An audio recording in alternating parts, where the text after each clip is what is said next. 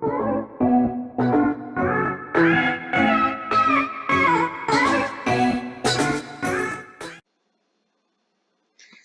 everyone, welcome to my channel. This is Ria and this is the last video for the last chapter of Introductory Microeconomics, Price Determination and Simple Applications. इसकी last video है जिसमें हम इस chapter का most important topic price ceiling और price flooring cover करने वाले हैं। तो लेट अस स्टार्ट।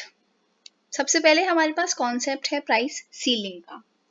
सीलिंग से आप क्या समझते हैं? सीलिंग होती है जो छत है ना, रूफ, छत, यानी कि maximum point in the room, highest point in the room. तो प्राइस सीलिंग से अब आप थोड़ा समझ पाएंगे कि ये मैक्सिमम प्राइस होता है। ये एक कमोडिटी का मैक्सिमम प्राइस होता है जो कि एक प्रोड्यूसर कंज्यूमर से चार्ज कर सकता है। अब ये प्राइस सेट कौन करता है? ये प्राइस सेट करती है गवर्नमेंट। ये प्राइस गवर्नमेंट सेट करती है और ये प्राइस हमेशा एक लो लेवल पे होता है देन द इक्विलिब्रियम प्राइस। सी, हमें पता है कि इक्विलिब्रियम प्राइस कैसे डिटरमाइन होता है। इक्विलिब्रियम प्राइस वहां डिटरमाइन होता है जहां पे आपका डिमांड कर्व आपके सप्लाई कर्व को मीट करता है, वहां पे इक्विलिब्रियम प्राइस सेट होता है। लेकिन प्राइस सीलिंग में गवर्नमेंट इस प्राइस से, ये जो आपको यहाँ पे प्राइस दिख रहा है ना, जो यहाँ पे सेट हुआ है P, इससे कम प्राइस सेट करेगी गवर्नमेंट, उसे हम कहेंगे प्राइस सीलिंग। अब प्राइस सीलिंग क्यों की जाती है, क्या प्रोसेस है, ये सब हम अभी नेक्स्ट स्लाइड में पढ़ेंगे, बट पहले इस ग्राफ को एक बार देख लेते हैं। सी, एक्स एक्सिस पे we have quantity, Y axis पे वी हैव प्राइस। अब ये हमारा डिमांड कर्व है, ये हमारा सप्लाई कर्व है, ये इंटरसेक्ट कर रहे हैं पॉइंट E पर जो कि इक्विलिब्रियम है। इसके कॉरेस्पॉन्डिंग प्राइस है P और इसके कॉरेस्पॉन्डिंग क्वांटिटी है Q।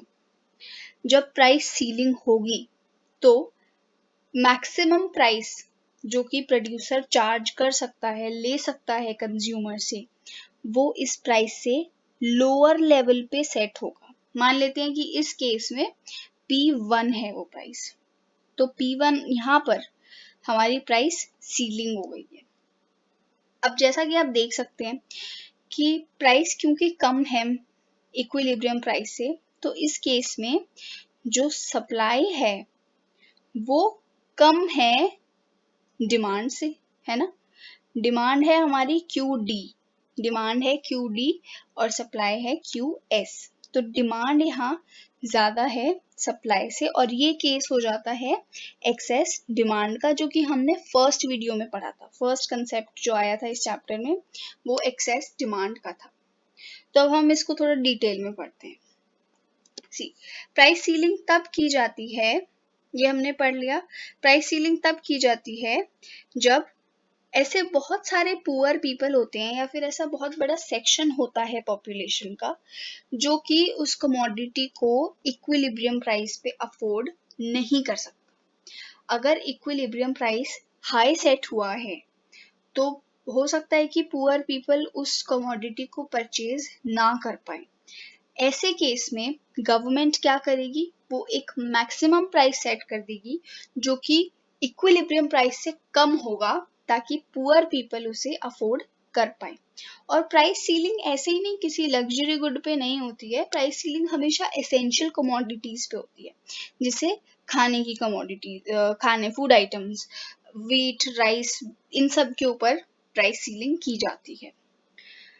हाँ, तो गवर्नमेंट क्या करती है, गवर्नमेंट इंटरफेयर करती है मार्केट में और एक मैक्सिमम प्राइस सेट कर देती है which is below the equilibrium price. अब इस कंट्रोल प्राइस पे, कंट्रोल प्राइस यानी कि जो गवर्नमेंट ने सेट किया है, इस प्राइस पे हमने देखा कि क्वांटिटी डिमांडेड ज्यादा होती है क्वांटिटी सप्लाइड से। अब ऐसा क्यों होता है? सिंपल सी बात है, देखो, अगर किसी भी कमोडिटी का प्राइस कम हुआ है तो उसकी डिमांड क्या हो जाएगी, इंक्रीज हो जाएगी, लॉ ऑफ डिमांड कहता है, और उसकी सप्लाई डिक्रीज हो जाएगी। तो ऑब्वियस सी बात है कि अगर प्राइस कम सेट किया गया है तो एक्सेस डिमांड का केस हो जाएगा। अब ये तो चलो यहाँ पे इस बात को खत्म किया। गवर्नमेंट क्या करती है, राशन शॉप्स खोली हुई हैं गवर्नमेंट ने एसेंशियल कमोडिटीज के लिए, जिसे हम राशनिंग कहते हैं। राशन शॉप्स पे जाके जो बिलो पॉवर्टी लाइन पे जो लोग होते हैं, यानी कि जो पुअर पीपल होते हैं, वो अपना राशन कार्ड दिखाकर अपना कोटा जो है एसेंशियल कमोडिटीज का जितना अलॉटेड होता है वो वहां से कम प्राइस पे परचेज कर सकते हैं। यही बात इसमें लिखी हुई है, ये प्राइस सीलिंग को यहाँ एक्सप्लेन किया हुआ है। अब हम पढ़ेंगे प्राइस फ्लोरिंग। प्राइस फ्लोर में क्या होता है, ये ऑपोजिट है प्राइस सीलिंग का। फ्लोर जो होता है, फ्लोर से हम क्या समझते हैं, minimum point, lowest point of the room. तो प्राइस फ्लोर में क्या करते हैं, मिनिमम प्राइस सेट करते हैं। गवर्नमेंट जो है मिनिमम प्राइस सेट करती है एक कमोडिटी का, जो कि प्रोड्यूसर्स को पे करना ही करना पड़ेगा। यानी कि एज अ कंज्यूमर मैं, अगर गवर्नमेंट ने मिनिमम प्राइस सेट किया है किसी कमोडिटी का, तो मुझे वो मिनिमम प्राइस पे करना ही करना पड़ेगा, तभी मुझे गुड मिलेगा, अदरवाइज मैं गुड नहीं खरीद सकती। तो ये मिनिमम प्राइस जो है ये सेट किया जाता है इक्विलिब्रियम प्राइस के ऊपर। ऐसा क्यों?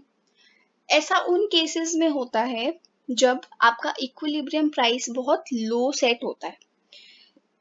तो अगर इक्विलिब्रियम प्राइस कम सेट हुआ है तो जो प्रोड्यूसर है उसे बहुत लॉस हो जाएगा और वो आगे अपनी प्रोडक्शन कंटिन्यू नहीं करेगा।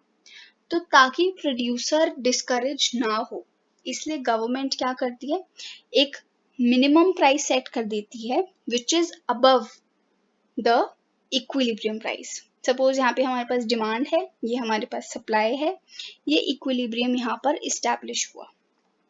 इसके कॉरेस्पॉन्डिंग प्राइस P है और इसके कॉरेस्पॉन्डिंग क्वांटिटी Q है।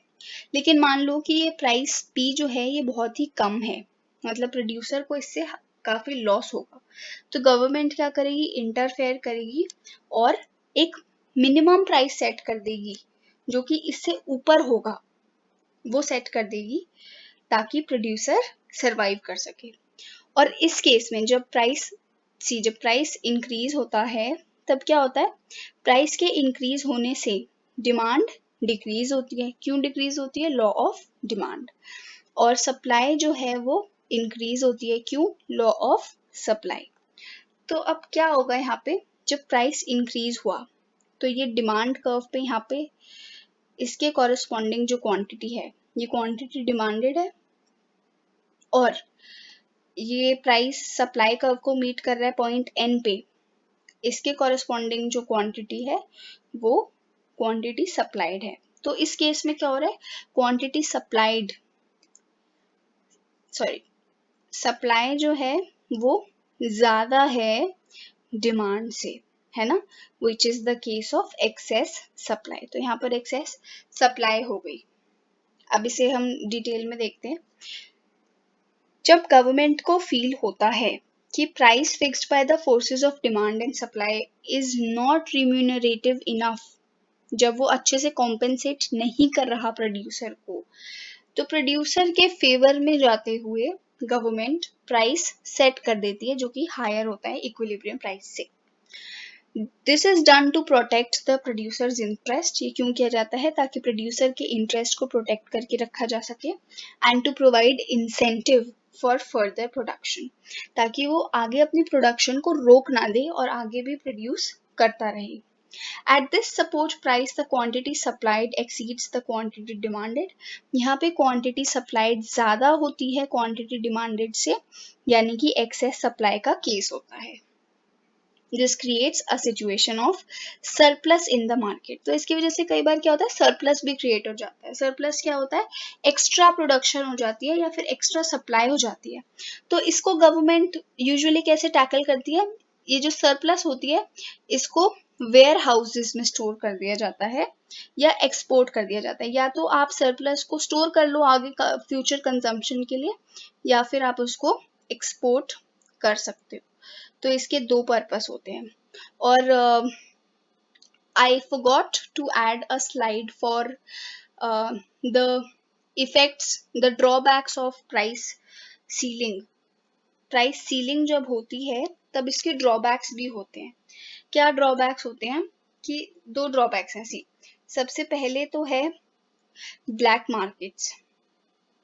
ब्लैक मार्केट का क्या मतलब है, आई एम श्योर आपने सुना होगा ब्लैक मार्केट क्या होता है।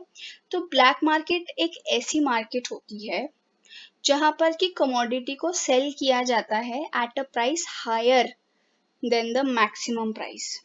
जैसे कि कभी मूवी की टिकट्स की ब्लैक मार्केटिंग होती है, तो उसका क्या मतलब होता है कि मूवी की टिकट्स अगर पूरी सेल हो गई हैं, सोल्ड आउट हैं, तो सपोज किसी ने 5 टिकट्स खरीद ली है और वो वेट कर रहा था कि टिकट्स सेल आउट होंगी, तो अब वो जितना प्राइस है टिकट का उससे ज्यादा प्राइस पे लोगों को सेल करेगा।